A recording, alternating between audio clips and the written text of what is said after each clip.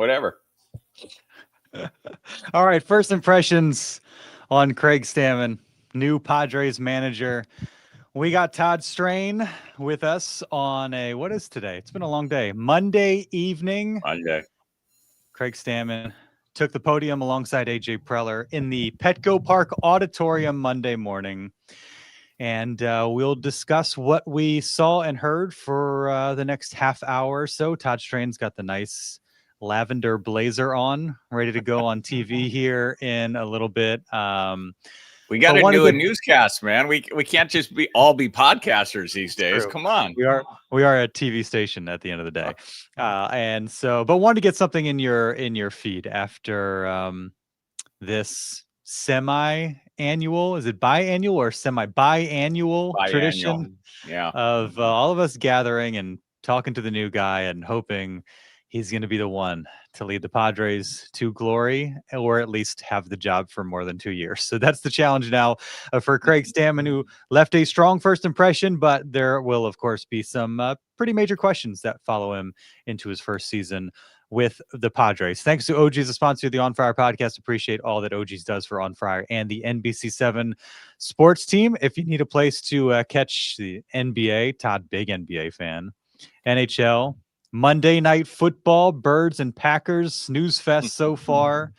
NFL Sundays, college football Saturdays, whatever your sport of choice. OG's, great place to do it. If you're looking for a place with a bunch of TVs, great food, awesome beer list, OG's the spot. Hit up one of their many San Diego County locations. Without further ado, the walk-up music.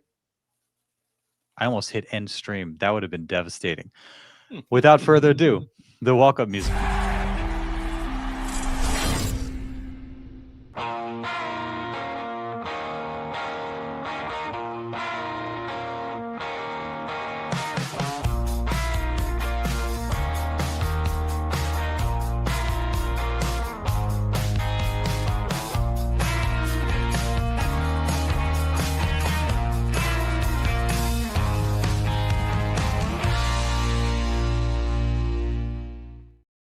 It is the On Friar podcast brought to you by NBC7. He is Todd Strain. I am Darnay Tripp, and Craig Stammen is the new manager of your San Diego Padres.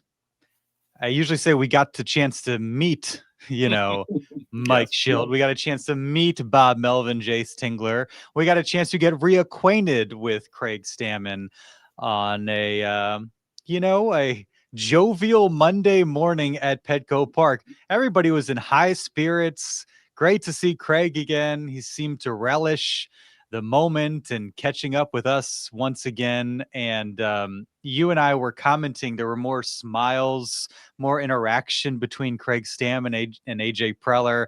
Obviously, those guys have, close to about a decade's worth of history with one another. And that was evident. And of course, his interactions with those of us who have covered the team for a little while now, there's that familiarity as well. So good to catch up with Craig Stammen, who I think overall very strong first impression.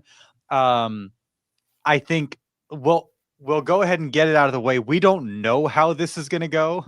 And so I think people, they hear us say, hey, we were impressed by this. We thought this was good, yada, yada, yada. And people are like, oh, these reporters are soft. Look at them. They're drinking the Kool-Aid. They think everything's going to be fine. This franchise hasn't won anything. How are you guys falling for this again? It's not that. Unless Todd feels compelled to say, this is it. He's going to be the guy. He's going to lead the Padres to glory. We understand there is a risk associated with hiring a guy who has no managerial experience and has not been on a major league coaching staff. That is there in plain daylight for all to see. Having acknowledged that, we can say, okay, there were some promising aspects to his time with the media and a chance to kind of start to get at some of the important questions that will be there for anybody in his position, certainly a guy with the unique background of a Craig Stammen. First off, yes, it was very jovial. I felt like I was, attending a wedding where two friends got married. Everybody kind of knew each other. There were good vibes all around. You felt like this is going to work out. Everyone knows each other. This is great. All the friends know each other. So yes, you are exactly right. Also, You're exactly right. All we can sit here to do today, whether you're in the media or the fan, is react to the press conference and what Stammen and Preller said, because there's a long track record in Major League Baseball of managers who have very distinguished careers, who come into jobs, who succeed and win World Series. Those same managers come into jobs and fail. There are players who come straight off the bench and manage to a lot of success. There are managers who come in and fail. So there's no way you can look forward and say, this is going to work or this is not going to work. All we can do today is react to the press conference, what was said, and the atmosphere. And I think that's a fair way to go about this before we get into the season. That's the time where we can start diving into decisions. And is Stammen really able to make that transition, as he talked about today, from relief pitcher and hanging in the bullpen to being the one in the dugout making the decision? So as far as reacting to today, I thought Craig Stammen did a great job. He won the press conference, which is no surprise to anybody who has talked to Craig before. He's solid. He identifies with people at all levels. He's a great communicator. All of that was on display today in a very jovial press conference in Padres land. And just to take you kind of behind the curtain, how this has typically gone has been, because I've been there for all of them post Andy Green.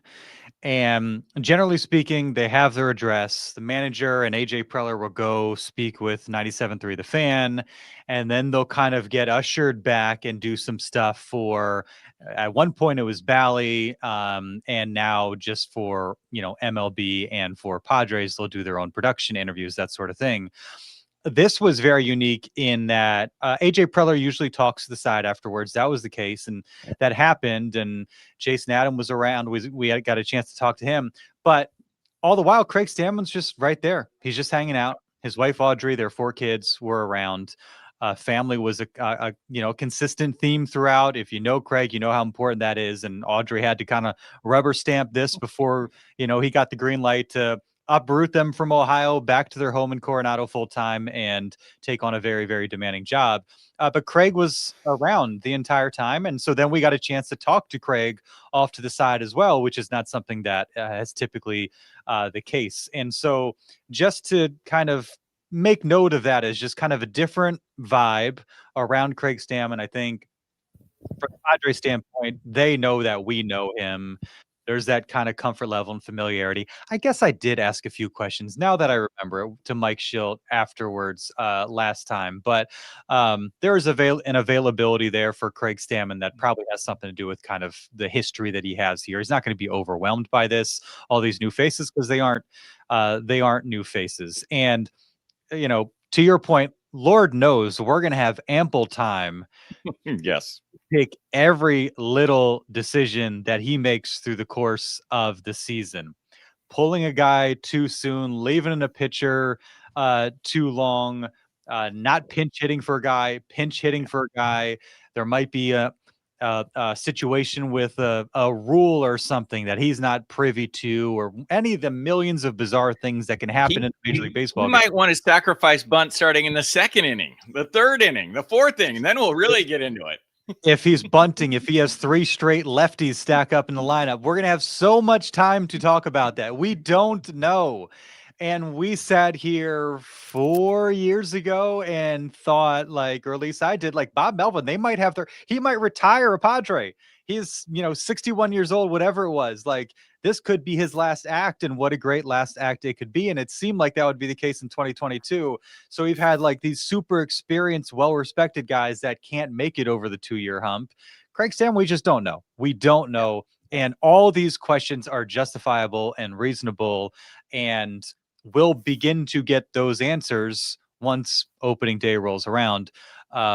And it will, the Padres are opening themselves up to some degree of criticism. AJ Preller is opening himself up to some degree of criticism. Now, maybe Ruben Niebla is probably the safest bet. If they'd gone with Ruben Niebla, that's probably the one where they're most insulated from some of the criticism. And why would you go this? Why would you do that? He hasn't managed for that sort of thing. Ruben Niebla has more track record in the dugout. this is, could be a risky move. And so if things go south, if he's struggling under the pressure game in, game out, once the season starts again, they're opening themselves up to that a little bit. And that's something that I'm sure we will talk about. But again, in the here and now, all we can really discuss is what we're seeing and what we're hearing.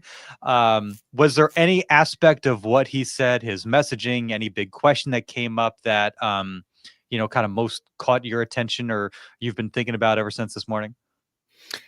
A couple things did come up, but to your point about this just kind of being a smooth affair was, I think with Melvin and Shildt, they're managerial pros, so they handled the press conference pretty well, and you got the feeling you were bringing in a veteran and guys that were new to the organization, and I think everybody said these are good moves. Going back even further, Jace Tingler and Andy Green, there were some unusual moments in those press conferences because I think they were a lot of games in my mind. That's what I was getting to. They said things in those press conferences, Tingler, managing games in your mind, where everybody just looked at each other and went, oh no, that's a red flag.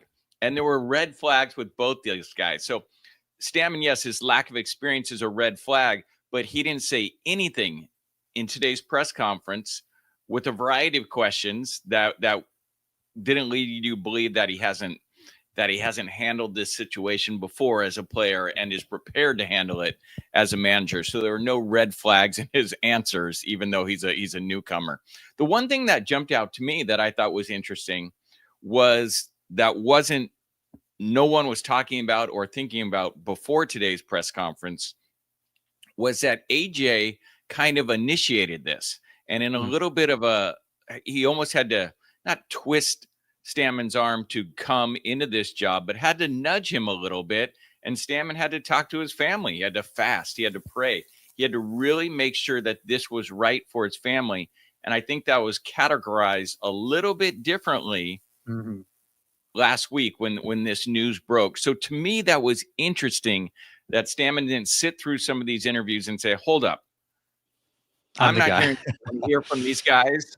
Here's what I would do. I can do this better. I think I'm the guy for the job. No, it's kind of AJ after those interviews or at some point in those interviews saying, hey, Craig, you sure you don't want in? You sure you don't want this?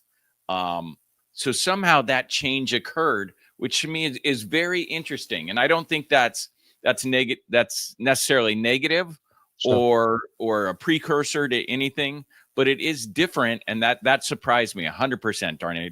Do you agree with that? Were you surprised by that? A little bit, because I think the narrative was he was interviewing candidates and then decided that he wanted to be up for the job, whereas it more so sounds like Preller kept saying, hey, think about this, and Preller wanting to be respectful of Stammen, his family, obligations there for small kids, didn't want to push too much. They got a certain length into the process and Preller kind of gave him the full court press, so to speak, and was like, hey, I'm serious about this. You should consider interviewing for the job. And then that's when he talked it over with Audrey. AJ actually had a Zoom with Audrey Stammen so that she could ask some of the questions that she had about the job, because I'm sure she's heard about the demands of working for AJ Preller, some of the friction that's there, how demanding he is, the long hours that he works. And so it gave her the opportunity to have those conversations. And Craig said that was really reassuring for him. Once they did that, Preller expressed his respect for their family and wanting to honor that. And Craig said, AJ's not calling anybody at 3 or 4 a.m. and he's not texting anybody at 3 or 4 a.m. That is the common thought. I don't know if I believe Craig Stammen. I think, it could happen, but it wouldn't surprise anybody. He insisted, no, that's not the case. But they had to kind of really work through some things as a family. And once they did that, he felt a lot of peace about the decision once they went in that direction. But yeah, there was I think the apprehension was less about, can I do the job? It was more so about, can we make this work as a family? And got a chance to, I'd met and spoken to Audrey before, got a chance to catch up with her again, which is great. And you can tell she's super, super excited about it. And another interesting thing was, like, clearly that belief that the organization had in Craig Stammen spurred him on to, go this path. Yeah. One thing I kind of wondered was, did he finish out his playing career with this in mind? And it doesn't necessarily seem like that was the case. I'm sure it was there to some degree, but it wasn't like, I'm going to be a manager. Let me glean everything I can while I'm around. But there were some conversations. He said, on a plane with Ian Kinsler, Will Myers, Eric Hosmer, and Manny Machado, and those guys saying, yeah, Stammen, like, you might be able to do that. He's like, you think I could manage you guys? Yeah. And them kind of expressing that, yeah, like, we think that you could do this. And talking to Jason Adam, like, he didn't play with Craig Stammen, but just the amount of belief and respect they have for him, who he is as an individual, his baseball mind. It sounds like everybody's really behind this. And Stammen was actually asked specifically, like, what was your interaction with Manny Machado? And he said something along the lines of, they got in touch, and Machado's like, I guess he calls him Krager. He's like, Krager, hey, happy for you. Our bond goes beyond baseball. Let's do this. I'm excited. And so, again, there appears to be a bond that is bigger than the game that hopefully will be significant, especially when there's the inevitable kind of rough patches that present themselves in this season. I will say, if there is one line that maybe we look back on and say, was that a red flag or potentially problematic? And I think it was a really good answer. I think it was towards the end. I believe it was the question Allison Edmonds from KUSI asked about, how that relationship kind of evolves. And he said, I get to help my best friends reach their goals. And that's just, and I was speaking with Kyle Glazer about this a little bit earlier on Friar Territory, and he brought this up as well. It's just, when you're thinking about these dynamics, like, can they be your best friends anymore? I don't know. Does that have to change? And do you have to kind of look at it differently? And I agree with you in that he aced this press conference and there weren't any real head scratchers. But if you're being really, really, if you're parsing the words and really trying to examine it closely, that might be one that we look back and say, okay, maybe that wasn't, maybe that's not how these relationships should be characterized at this point, now that he's in this role.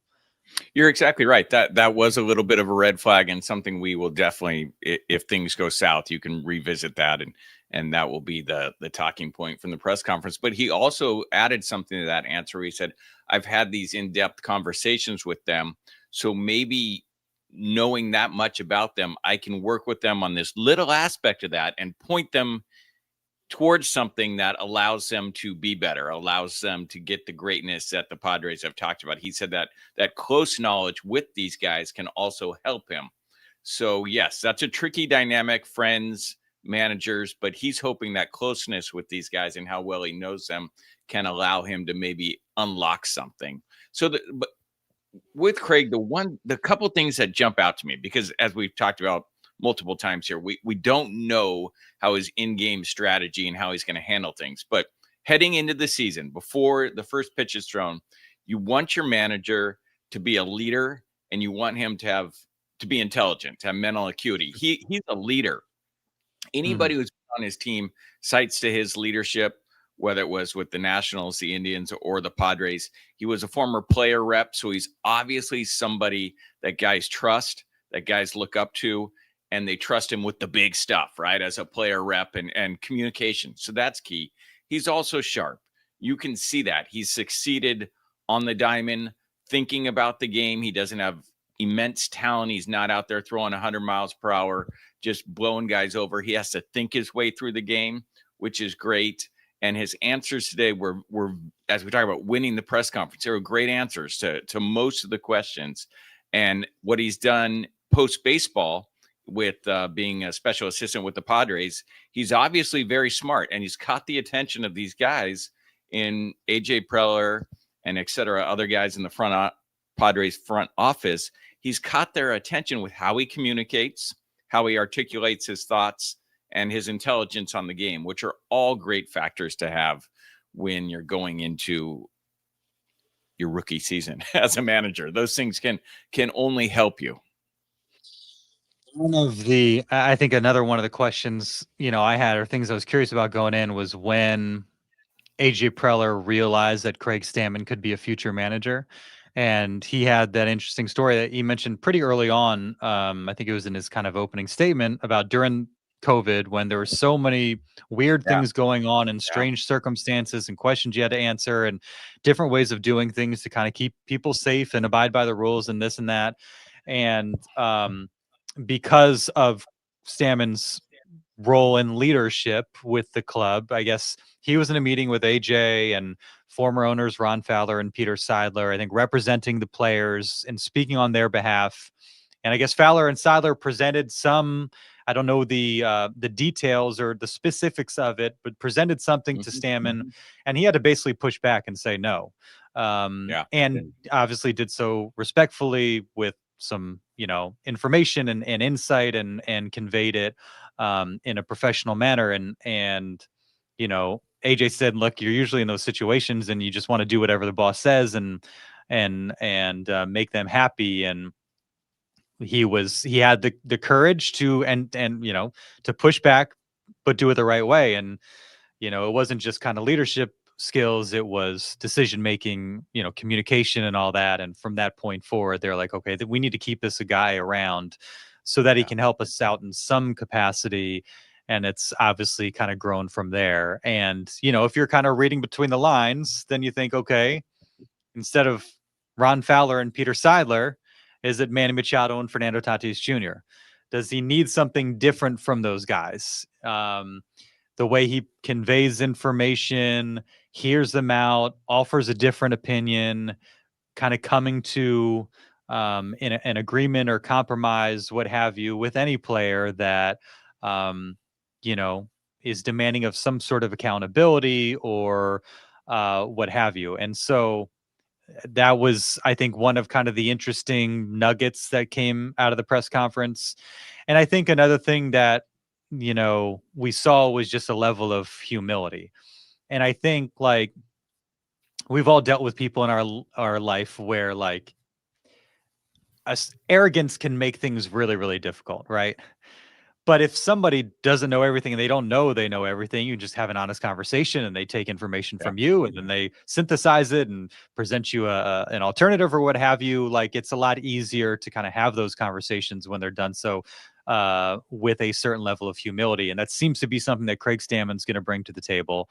I think everybody understands he's not going to, have the coaching acumen of, I don't want to use Bob Melvin, but you know what I mean? People, whenever you say Bob Melvin, people roll their eyes. But the experience that he brought to the table, Mike Shildt brought to the table, I think everybody understands that, but he's going to have a willingness to learn. And another thing AJ said is, like, learn quickly and to take an experience, take a failure, and to learn from it and apply that the next time around. And so that was another one of kind of the consistent themes.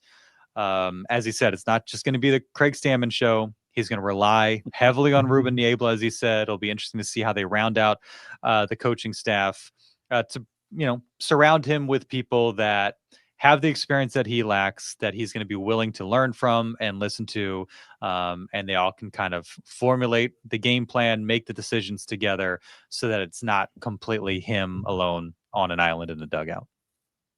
Yeah, he has Ruben Niebla. It's just like he's like a huge bonus for whoever the next Padre manager was going to be if it wasn't going to be Ruben. Like, he is a guy that is loved in that clubhouse, loved in San Diego, loved in that organization, and works magic with the Padre pitching staff and would seem to have a good relation with everybody on the team. So that's just a little bonus that those guys already have a relationship and will continue to have a relationship this coming season, even though Niebla essentially finished maybe second, maybe third to Stammen in this process. You just get the feeling with Craig that he would be a leader no matter what he does. He's one of those guys, whether you're talking to him for 5 minutes or you've been around him for a year, you just know if he's in a financial corporation, he'll probably be VP. If he's in the PTA, he might be, PTA president. He's going to be a guy that's going to work his way up through respect, knowledge, and what other attribute you want to assign to him. He's going to work his way up to the top to a leadership position.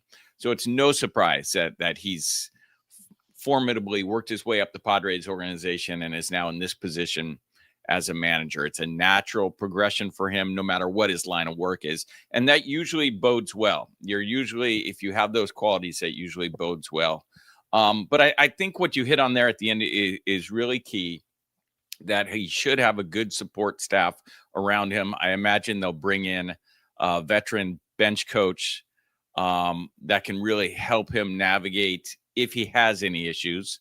I tend to think managing Major League Baseball games is not as hard as they make it out to be when you spent your whole life in baseball, especially when you've been in the bullpen and are watching games, not when you're essentially, and he referenced this today, he's essentially managing the game in the bullpen because he's not the closer. He's a guy that could come in the, long relief early in the game. So he's aware of what's going on in the game as soon as he sits down in the pen. So he's been playing things out and he's aware situationally, decades of big league experience. So sure, they're going to bring in some veteran bench coach to help him out, but what he already has on that staff, I think, will be valuable as well.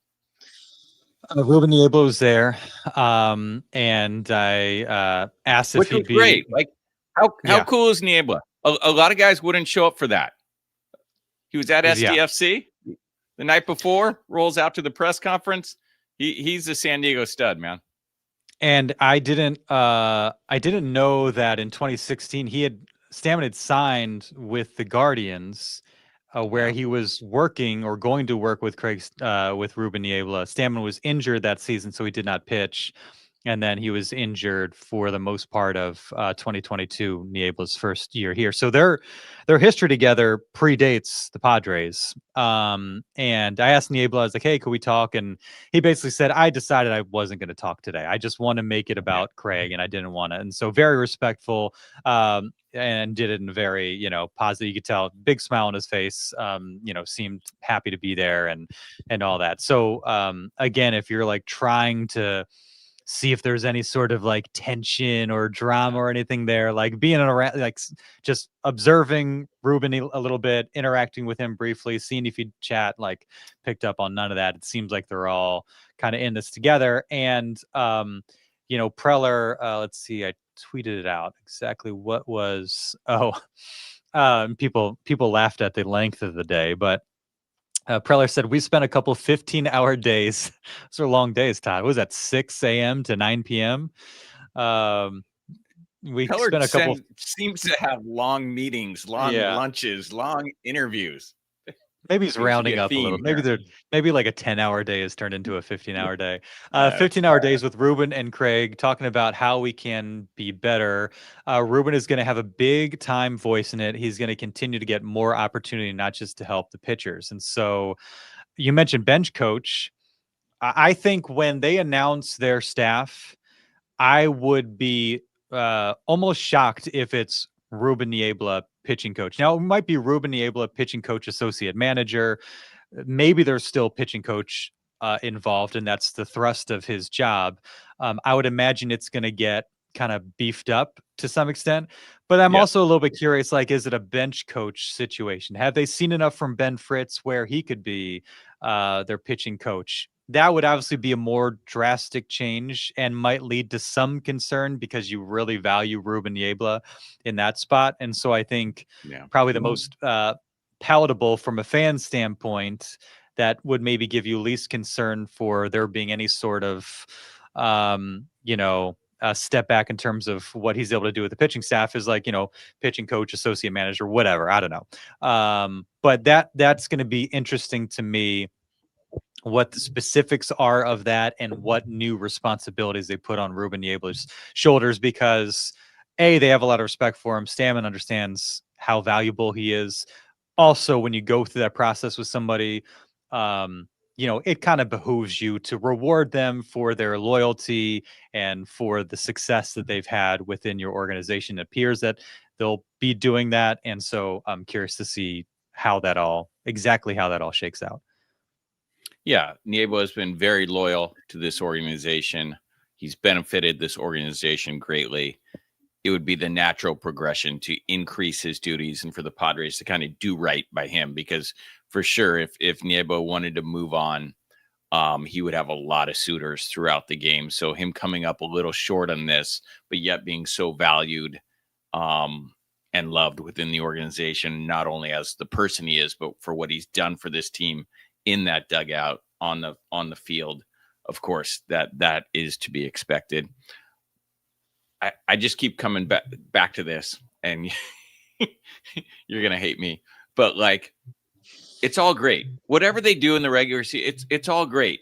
I mean, these are all minute decisions that are inning by inning by inning that add up, and over 162 games, it's all great. They can make all the right decisions. But when you get into the playoffs, it's a few tiny decisions that shape your whole legacy, shape how you're thought of as a manager, shape how you're thought of as a player in the big picture. And those moments have to be, you have to have successful, minute decisions by Stammen, and then you have to have equally successful execution and players stepping up to the moments in the postseason. Otherwise, all this stuff is just like, it doesn't matter in the big picture. All this stuff is so minute when it comes to baseball, a baseball season, and minor decisions and sacrifices, and whether you're going lefty and what you're doing, in the 8th inning of game 139. It's really in the postseason where you find out what Stammen's going to mean to this organization and the city moving forward, whether he was just a good manager but not good enough to take us to the next level, or if he's going to elevate his status as a legend in Padre land, and really for the players too, because we've done this before. We've celebrated the press conference. We've celebrated, whether it was Bob Melvin's first year or Shildt's first year, the things they did as managers. And then you just get to the postseason. There's some questionable decisions, some not great playing by players in elimination games, and we're in this spot again. So as much praise as we are giving and feel good and joy, it really, I hate to say it, but it doesn't matter. It doesn't matter. It's all going to come down to the postseason and what the players and the new manager do.